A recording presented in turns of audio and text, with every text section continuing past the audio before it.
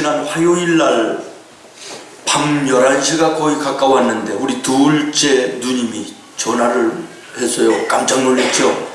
웬일이냐 그랬더니 잠을 자려고 누웠는데 왠지 불안하고 불길하고 잠이 오지 않는다는 거예요.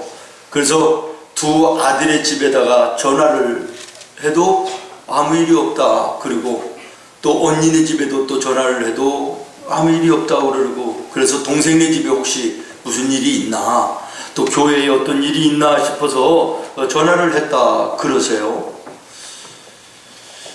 오늘 이런 분들이 참 많이 있습니다. 이유 없는, 원인 없는 뭐 이런 그 불안함, 두려움, 초조함, 이것이 이제는 질병으로 돼서 고통하고 고생하는 사람들이 얼마나 많은지 모르겠습니다. 깊은 산속에 어떤 사람이 걸어가는데요, 맹수가 나타나서 쫓아오는 거예요. 혼비백산해가지고 도망가다가 앞에 절벽이 가로막고 서는데 천길 낭떠러지가 있는 거죠. 그러나 잡혀먹지 않기 위해서는 뛰어내리지 않을 수가 없는 거예요. 그래서 뛰어내렸어요. 근데 다행히도 떨어지면서 나무를 붙잡은 거죠.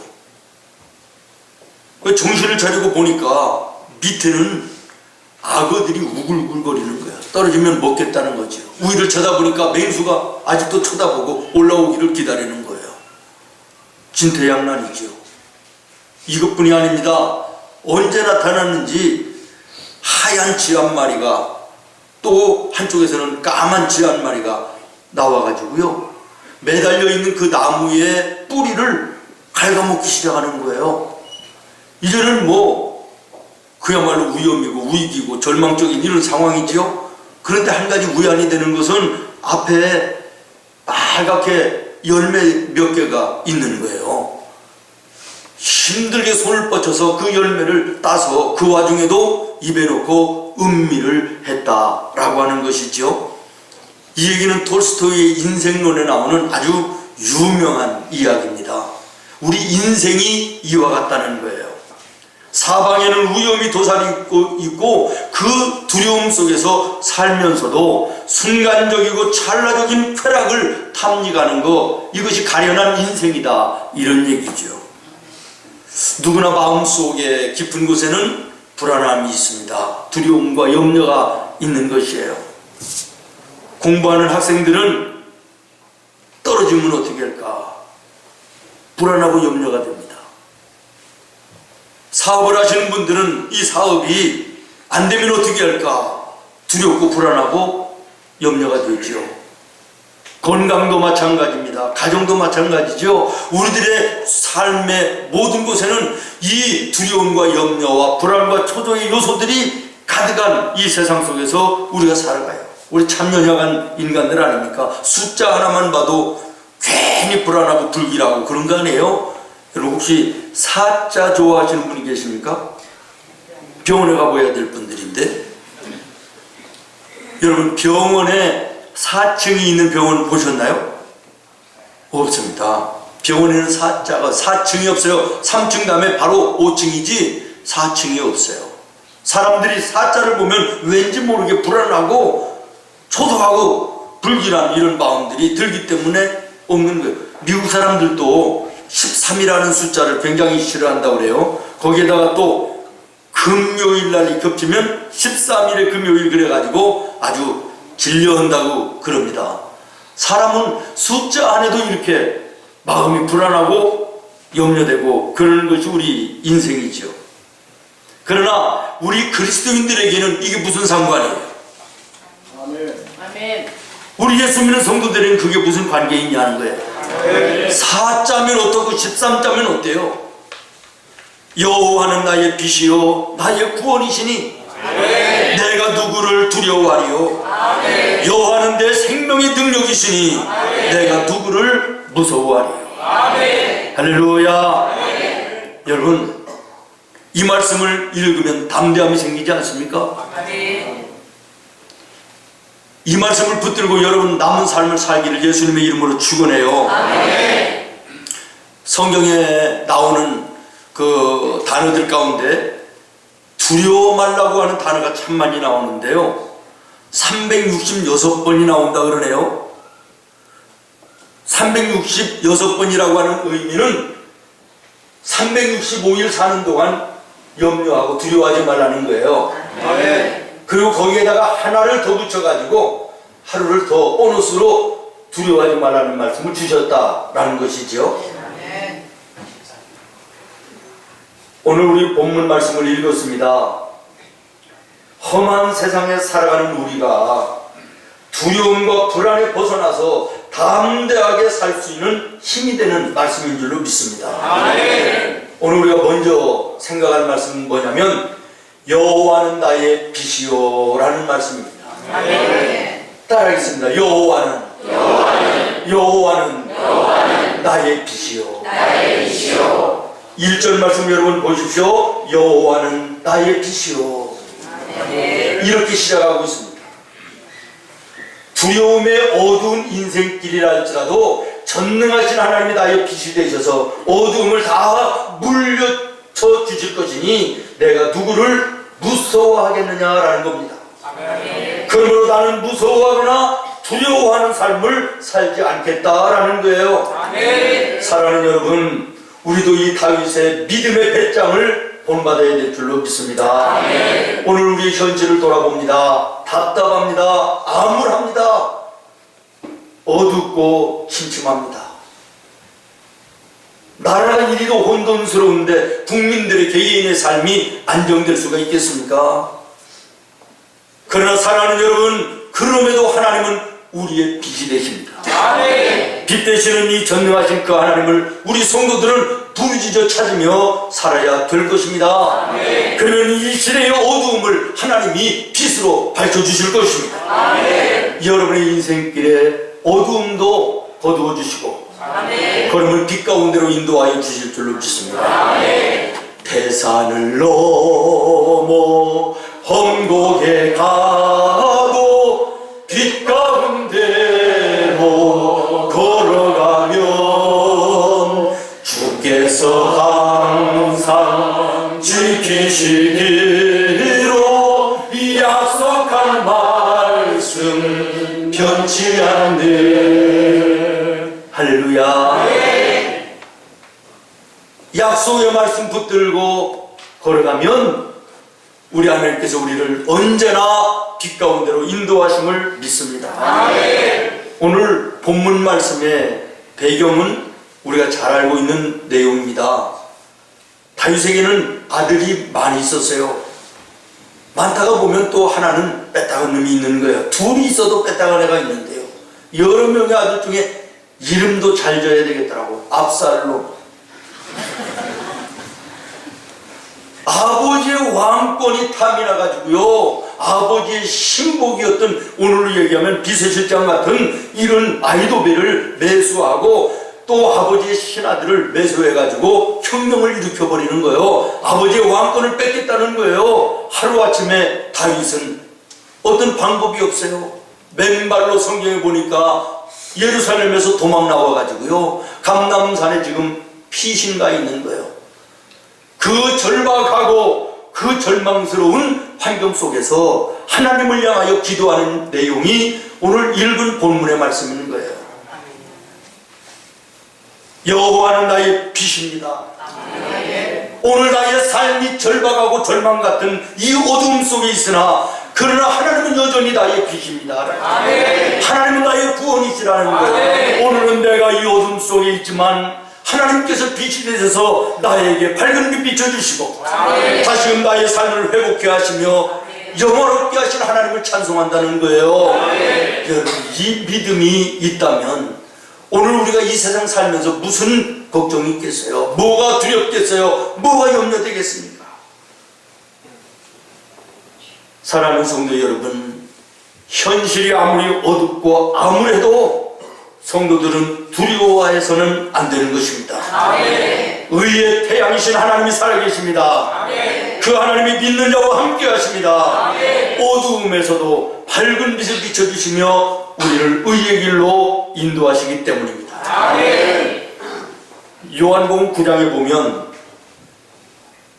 날 때부터 소경된 사람이 나옵니다.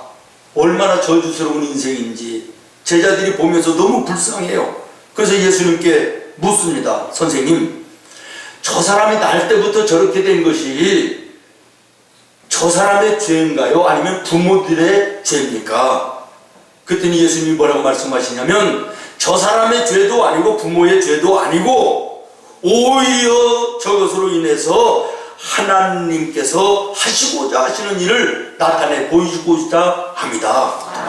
이렇게 말씀하시는 거예요. 그러면서 진흙을 이겨 눈에 붙이시고 실로암에 가서 씻으라. 어둠 속에 있던 그가 빛을 가지고 돌아온 줄로 믿습니다. 사랑하는 여러분, 오늘 이 시대의 어려움 누구의 잘못도 아닙니다. 정치하는 사람들의 잘못도 아니고 경제의 그 사람들의 잘못도 아닙니다. 오늘 우리 예수 믿는 성도들은 누구에게 책임을 전가하는 것이 아니라 내 자신을 말씀 앞에 돌아봐야 됩니다. 내가 하나님 앞에 진실했으며 성실했으며 깨끗했으며 하나님이 맡겨주신, 하나님이 나를 구원하신 그 은혜의 삶을 내가 내 삶의 현장에서, 내 가정에서 살았는가 돌아봐야 될 것이에요. 그리고 우리 크리스찬들은 믿어야 됩니다. 오히려 나라의 일한 어려운 일을 통하여 하나님이 하시고자 하시는 일을 이루려 하실 것이다. 내 개인도 마찬가지입니다. 나의 아픔, 나의 어두움, 질병이든 가난이든 실패든 간에 이것 또한 나를 통하여, 이러한 일들을 통하여 하나님께서 더 아름다운 것을 이루시기 위한 하나님의 뜻일 것임을 믿어야 될 것입니다. 오늘 우리 성도들은 어떻게 살아야 합니까? 여호와께서 나의 빛이 되시니 내가 누구를 두려워하리요?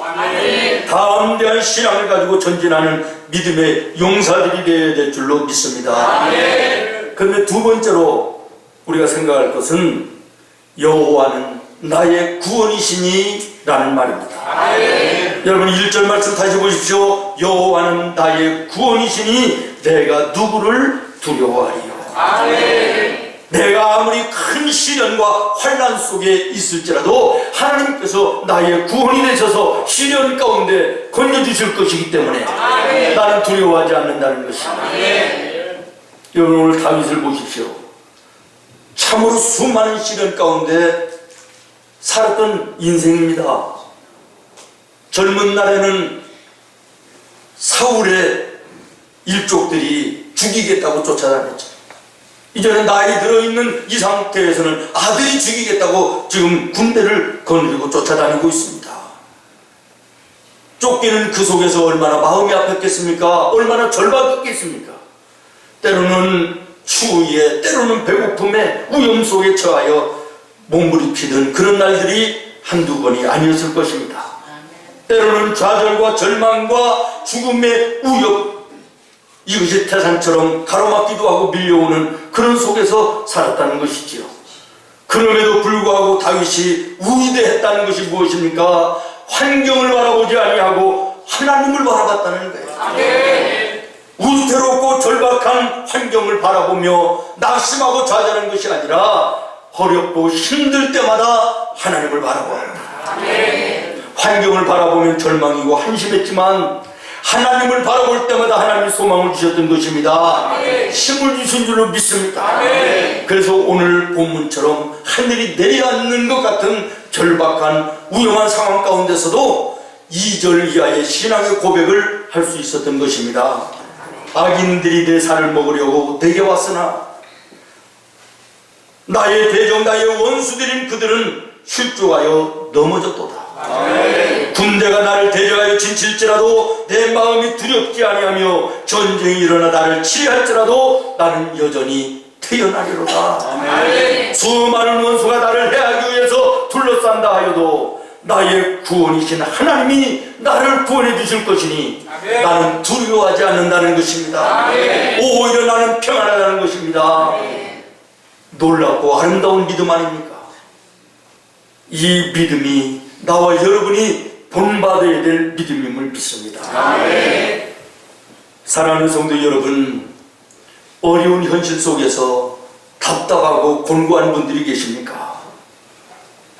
두려워하지 마시길 바랍니다. 아멘. 다윗의 하나님이 나와 여러분의 하나님이 되시고, 다윗의 구원자 되시는 하나님이 나와 여러분의 구원자가 되시는 줄로 믿습니다. 아멘. 눈동자처럼 지켜주실 것입니다. 아멘. 승리하게 하실 것입니다. 아멘. 오히려 그 일로 인하여 더 큰 은혜와 복을 우리에게 보여주실 것입니다. 아멘. 하나님 이사야서 41장 10절에 이렇게 말씀하십니다. 두려워하지 말라. 내가 너와 함께함이라. 아멘. 놀라지 말라. 나는 내 하나님이 됨이라. 아멘. 내가 너를 굳세게 하리라. 아멘. 참으로 너를 도와주리라. 아멘. 참으로 나의 의로운 오른손으로 너를 붙들리라. 아멘. 토레이 목사님이라는 세계적인 훌륭한 목사님이 계십니다. 근데 이분이 젊었을 때는요, 하나님을 등지고 세상 즐거움과 세상의 부귀영화와 성공과 출세를 향하여 정신없이 달리는 거죠. 어머니가 늘 안타까워서 얘기합니다. 얘야, 하나님 앞에 나가야 된다. 하나님을 예배하며 살아야 된다. 바빠요. 나는 지금 그럴 정신이 없어요. 어머니 얘기를 듣지 않습니다. 어머니가 돌아가시면서 토레이를 불러서 얘기합니다. 얘야, 혹시 너 살아가는 인생길에 절망스러운 일을 만나거든 이 애미가 믿던 하나님을 찾아라. 그리고 돌아가신 거예요. 수년이 흘렀습니다. 잘 나가던 토레이가 이제는 하루아침에 전부 다 망해버리고 질병에 걸리고 좋아하던 지냈던 사랑하는 모든 사람들이 다 곁을 떠나갑니다. 아무것도 남은 것이 없습니다. 병들은 육신만 남아있는 거예요. 좌절하고 실망하고 이제는 죽어야 되겠다. 약을 사놓고 자살을 시도하는 그 순간에 어머니의 마지막 말이 생각났대요. 네가 인생길 걸어가다가 절망스러운 일을 만나거든 이 애미가 믿던 하나님을 찾아라. 그래서 교회로 달려가 무릎을 꿇었더니 하나님께서 만나주시고 그를 품어주시고 결국에는 세계적인 위대한 하나님의 종을 만들으셨다라는 것입니다. 무거운 짐을 나 홀로 지고 견디다 못해 쓰러져 불쌍히 여겨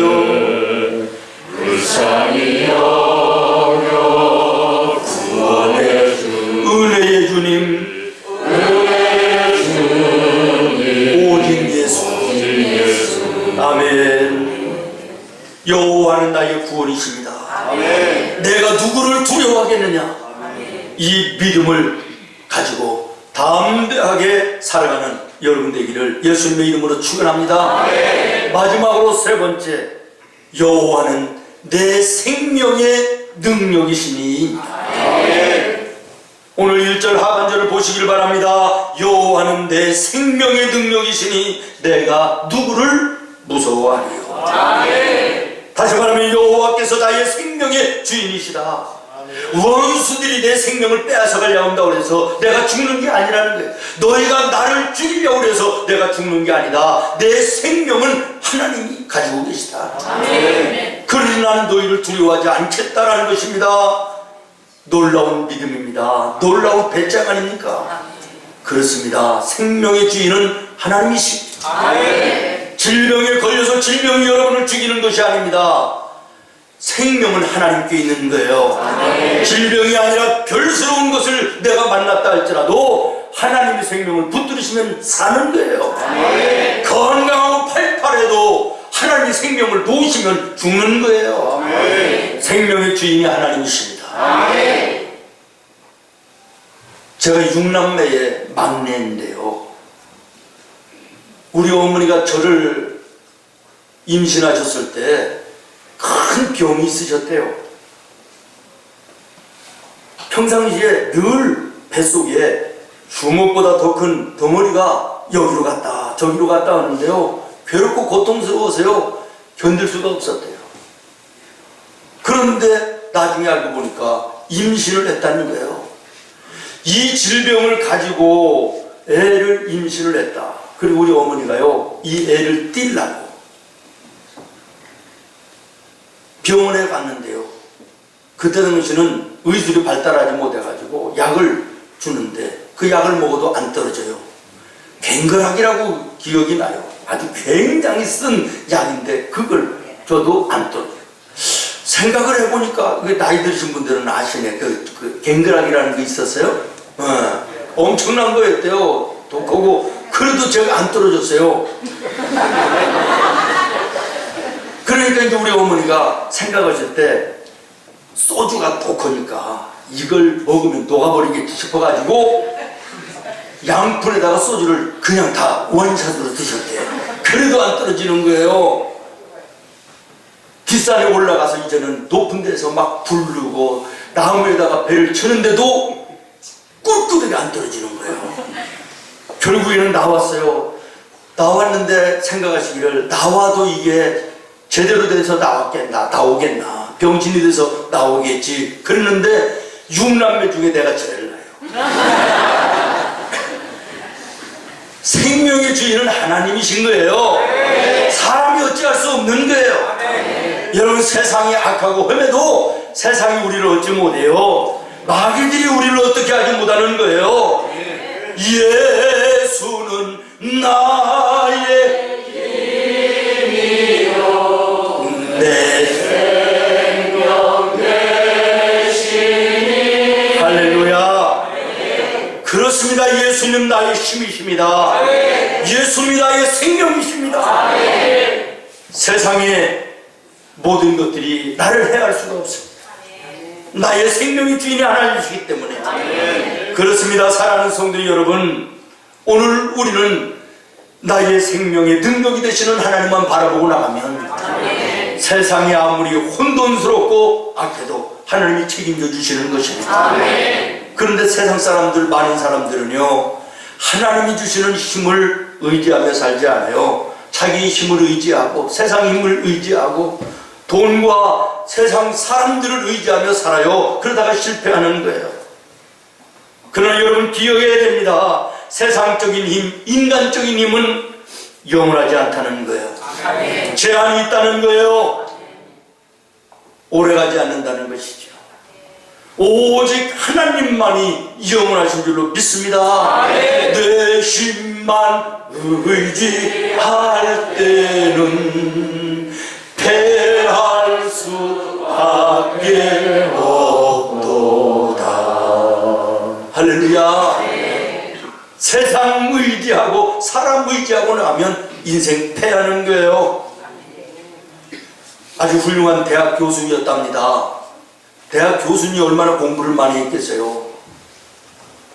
똑똑하다가 보니까 좋은 또 신부도 만나가지고 그 집이 얼마나 부자인지 이쁘기도 하고 신부 집이 부자였어요. 부족함이 없어요. 그런데 거기에다가 아버지가 돌아가시면서 어마무시한 재산을 남겨줘가지고요 뭐 부러울 것이 없는 삶을 사는 거예요. 그런데 옆에 친구가 늘 얘기하는 거예요. 야, 예수 믿어야 된다. 세상 거 의지하고 살면 헛되다. 나하고 같이 교회 가자. 이러면 이 교수가 농담 삼아 얘기했다는 거예요. 야, 나는 내 인생 속에 부족한 게 없어. 예수가 필요치 않아. 필요성을 느끼지를 못해. 혹시 내가 마음이 변할지도 모르니까 너 다니는 교회에 자리 하나 예약해놔라. 내가 시간 나면 내가 마음 바뀌면 그때 갈게. 농담처럼 그렇게 얘기했다는 거예요. 그런데 군대 간 아들 면회하러 갔다 오다가 교통사고 나서 가버린 거예요. 여러분, 쌓아놓은 지식, 쌓아놓은 재물 무슨 의미가 있는 것입니까? 그 인생 행복합니까? 성공한 인생입니까? 얼마나 허무한 인생입니까? 저는 우리 부모님이 저에게 물질적인 유산을 남겨주신 거 한 푼도 없습니다. 뭐 부자도 아니셨고 그렇기 때문에 위에 형님들 세 분 뭐 이렇게 나눠주시고 보니까 나한테 막내에게는 올 재산이 없어요. 그래도 우리 어머니가 막내가 시골에 집을 제일 좋아하고 그러니까 집은 막내한테 준다 그러셨어요. 그러면 문서를 줘야 되는데 부두름만. 근데 어느 날 돈을 가져오셨어요. 무슨 돈이야 그랬더니 집을 팔았대. 주인한테 물어보지도 않고. 웬일이냐 그랬더니 밑에 집에 사는 집이 우리보다 훨씬 더 좋은 집인데 집을 비워놓고 좀 우리한테 팔으라. 안 팔으니까 동네 사람들이 아니 빈집 해놓고 왜 팔라고 하는데 안 파냐고 여론이 되니까 여론에 밀려가지고 촛불에 밀린 게 아니라 여론에 밀려가지고 이걸 팔을 수가 없어. 그래서 돈을 그때 30여 년 전이니까 700만 원인가 가져오셨어요. 그 제가 교회를 건축하는데 건축원금으로 드리고 저에게는 지금 집 한 칸도 없고요. 나를 위해서 만들어진 10원짜리 통장도 없습니다. 하나님이 지금까지 책임지셨으니 아멘. 앞으로도 하나님이 교회를 통하여 책임져 주시지 않겠어요? 아멘. 여러분이 저의 노후를 책임져 주시지 않겠어요? 아멘. 아까 이후에 그때 아멘하던 우리 아들이 있었는데 그놈이 책임져 주지 않겠냐 말이야. 염려 없는 거예요. 저는 우리 어머니의 신앙의 유산을 받았어요. 물질적인 유산은 전혀 없지만 신앙의 유산을 받아서 날마다 감사해요. 날마다 찬송해요. 날마다 기뻐요. 무슨 염려가 있어요? 여러분 조금 아까 얘기했던 대학 교수하고 나하고 누가 행복해요? 너고 누가 성공한 인생이에요? 오늘 우리는 세상의 권세와 세상에 돈을 자랑하는 사람들의 모습을 보고 있습니다. 하루아침에 권자에서 굴러떨어져 내동댕이 쳐지는 이것이 세상의 권력 아닙니까? 우리나라의 최고의 부자라고 하는 그 사람 새고랑 차고 감옥에서 재판으로 오고 가는 모습을 여러분 보지 않습니까? 세상 힘 의지하지 마시기 바랍니다. 사람 바라보고 사지 마시기 바랍니다. 생명의 능력이 되시는 하나님을 바라보시며 사는 우리 성도들이 되기를 예수님의 이름으로 축원합니다. 누가복음 7장에 보면요, 예수님께서 하루는 제자들을 데리고 나인에 있는 성으로 전도를 하러 가세요. 그런데 성문 앞에 들어가는데 성 안에서 성 밖으로 또 한 무리가 나오는데 초상집이에요. 나인성 과부의 하나밖에 없는 그렇게 의지하고 살던 아들이 죽어 시체를 땅에 묻어가는 행렬인 거예요. 다시 말하면 생명을 살리러 가는 예수님을 앞세운 행렬이 있었고 나오는 행렬은 시체를 앞세운 죽음의 행렬이었다는 거예요. 오늘 우리의 인생도 둘 중에 한 행렬을 우리가 선택해야 되는 것입니다. 오늘 우리는 감사한 것이 생명 되시는 예수님을 따라가는 생명의 대열에 내가 있음을 감사합니다. 그러나 우리 주목할 것이 있습니다. 시체를 앞세우고 나아가는 사망의 그 대열도 예수님을 만났더니 예수님께서 그 죽은 자를 살려주시며 생명의 대열로 바꾸신 줄로 믿습니다. 예수님만 따라가면 틀림이 없습니다. 예수님만 따라가면 생명입니다. 평안입니다. 세상이 아무리 혼돈스럽고 혼란해도 오늘 우리 정신 바짝 차리고 하나님은 바라봐야 됩니다. 우리 하나님은 빛이십니다. 구원이십니다. 나와 여러분의 생명의 능력이신 줄로 믿습니다. 오늘 인생 속에 힘들고 어려운 분 계십니까? 답답하여 절망스러운 분이 계십니까? 빛 되신 하나님을 바라보시기를 바랍니다. 구원하신 우리 하나님을 바라보시기를 바랍니다. 생명의 능력이 되시는 그 하나님을 바라보고 따라가는 나와 여러분 되기를 예수님의 이름으로 축원합니다. 기도하겠습니다. 하나님,